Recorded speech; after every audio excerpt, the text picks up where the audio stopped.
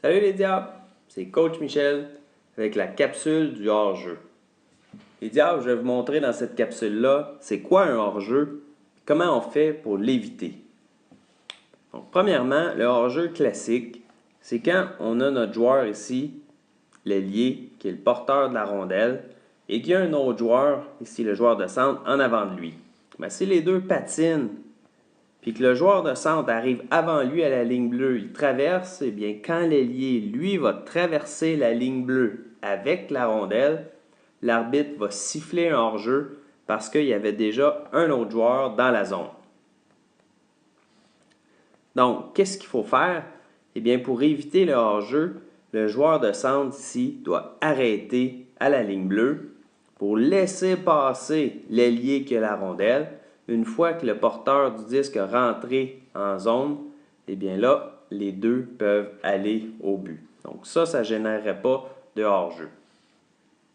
Maintenant, je sais qu'il y en a qui ont déjà joué novice dans l'équipe l'an passé, donc vous savez peut-être déjà c'est quoi un hors-jeu, mais je vais vous montrer quelque chose que vraiment peu de joueurs dans le novice qui font.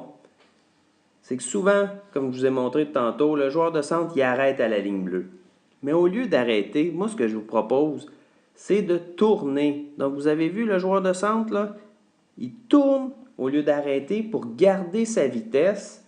Comme ça, quand le porteur de la rondelle, il rentre en zone, eh bien là, vous avez encore votre vitesse et vous êtes capable de le suivre, ce qui fait en sorte que l'ailier peut vous faire une passe pour tirer au but. Donc ça, c'est une situation d'essayer d'affaire de tourner sur la ligne au lieu d'arrêter complètement. Maintenant, la deuxième situation, on voit le défenseur qui a la rondelle dans la zone. Il sort la rondelle de la zone.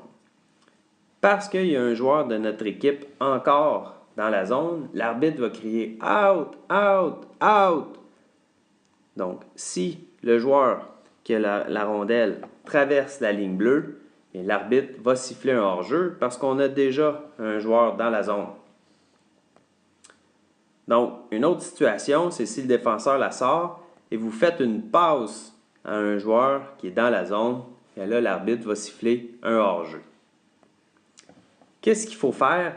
Quand la rondelle sort de la ligne bleue et que vous entendez l'arbitre crier « out, out, out », le joueur de centre doit sortir de la ligne bleue, laisser rentrer le porteur de la rondelle et ensuite les deux peuvent foncer vers le but. Voilà les diables, c'était la capsule du hors-jeu.